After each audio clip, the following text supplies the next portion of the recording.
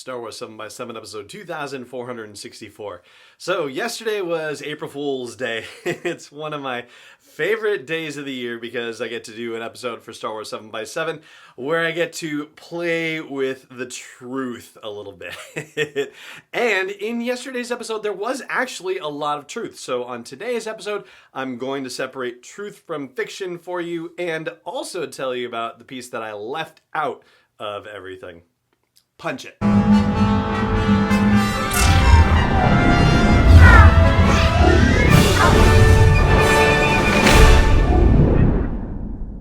Hey Rebel Rouser, I'm Alan Voivod and this is Star Wars 7 by 7, your daily dose of Star Wars joy.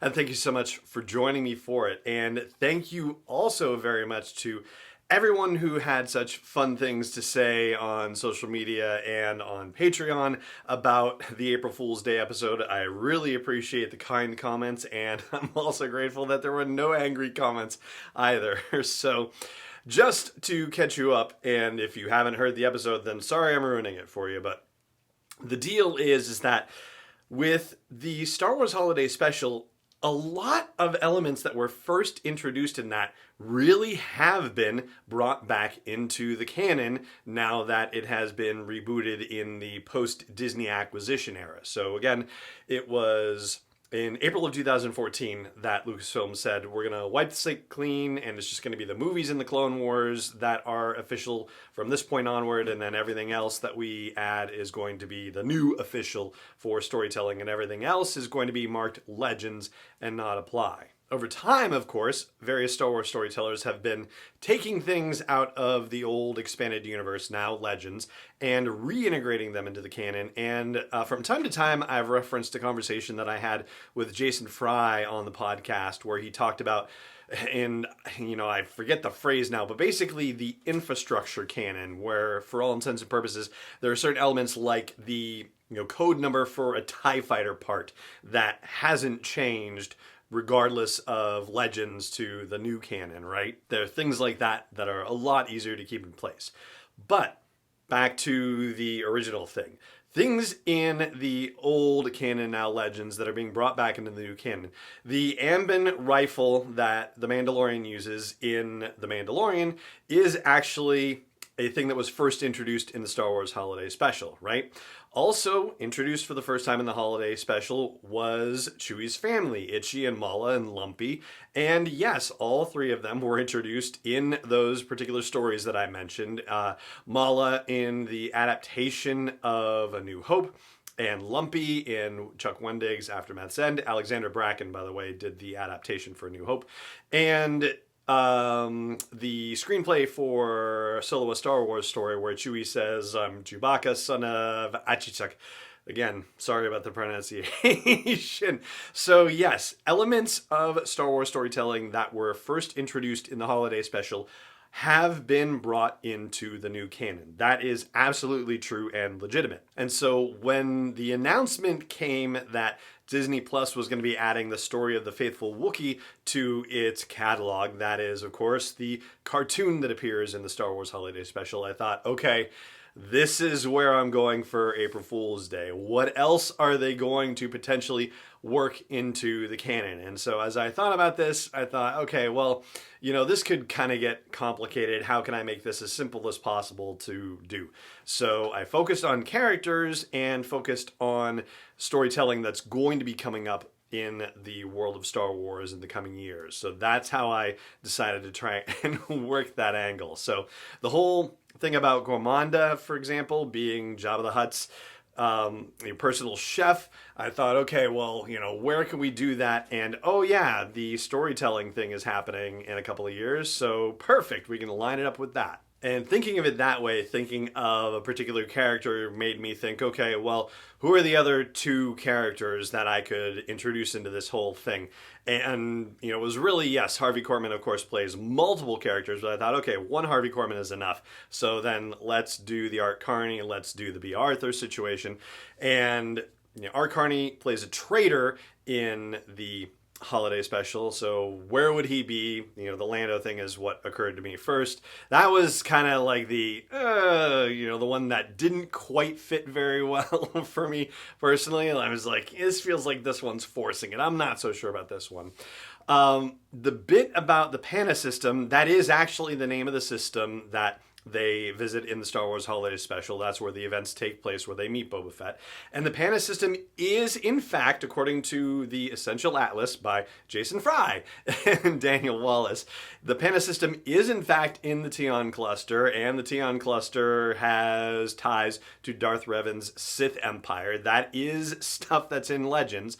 And so it occurred to me, well, where does Sith stuff tie into future storytelling? Aha, the Acolyte. So that's how that one came about. And then there was the B. Arthur Ackmena thing, which, as I thought about it, was like, okay, this is great, but we're going to have to come up with a new person to do it because sadly B. Arthur passed away in 2009. So I spent some time, I swear, sometimes internet search history, like, it's very odd, but it was, variations on who looks like B. Arthur, who could play B. Arthur, who could pass for B. Arthur, various combinations of that particular search on Google. And Jane Lynch just kind of stumbled upon it. I'm not sure what search was the right one that landed that one, but she was the one that got me there. I was like, you know what? With a little makeup, I think you could actually have Jane Lynch portray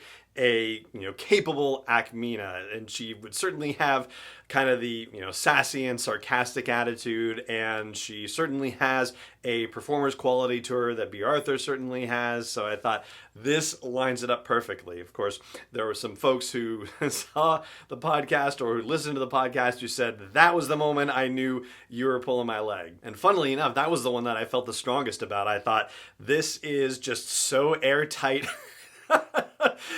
Because he kept going to Tatooine, and we found out in chapter 9, the first episode, The Marshal, that he spent some time on Tatooine previously, the Mandalorian did, and that's how he knows how to communicate with the Tusken Raiders, right? So it seemed like it would be a no-brainer that he would end up there in season 3, and he's already been in the cantina, and that's where the cantina scene happened in the holiday special, so it just seemed natural. And of course, B. Arthur sings that song, Goodnight But Not Goodbye, which led me to think, Ludwig Göransson should do that. Which then led to, what else could Ludwig Göransson do? And so that was where Light the Sky on Fire and Hyperdrive came in from Jefferson's Starship. The piece of this that I had in the first pass of the episode, and that I actually deleted, and so it didn't make it into the final product, was that I also talked about Ludwig Göransson doing versions of the songs that have been played by, pronunciation, here we go, Findingaren and the Modal Nodes, right? So the Bith band that is playing in the cantina in A New Hope. There are 2 songs that we hear from them. One of them, Mad About Me, I believe, and the other one is Dune Sea. Oh, shucks, I'm going to forget it now. And that's why it's awesome to record these in little bits and pieces. Dune Sea Special, that's what it's called. And also the one that plays at Galaxy's Edge, which is Modal Notes.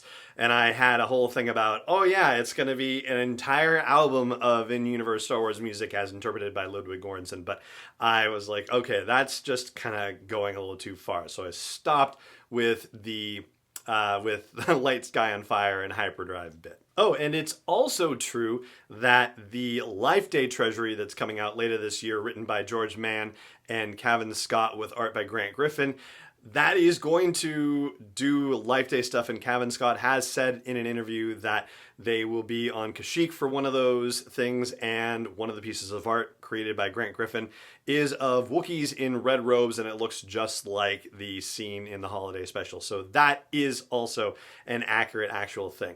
So I think probably the best way to draw a defining line for what's real and what's not real in yesterday's April Fool's Day episode is 2021 and 2022, basically. So if I'm talking about something that was in 2022 or beyond, fake April Fool's stuff and stuff that I talked about in 2021 or earlier, that's all actual real deal stuff. So that's the scoop with the April Fool's Day episode yesterday. I hope you got a good laugh out of it. I hope you enjoyed it. I certainly enjoyed making it for you, so fingers crossed that it was a good one for you.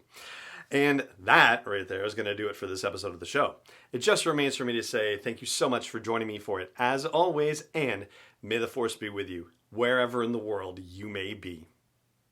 Star Wars 7x7 is not endorsed or sponsored yet by Lucasfilm Limited, Disney, or 20th Century Fox, and is intended for entertainment and information purposes only. Star Wars, the Star Wars logo, all names and pictures of Star Wars characters, vehicles, and any other Star Wars related items are registered trademarks and/or copyrights of Lucasfilm Limited, or their respective trademark and copyright holders. May the Force be with them. All original content is copyright 2021 by Star Wars 7x7. We hope you love it.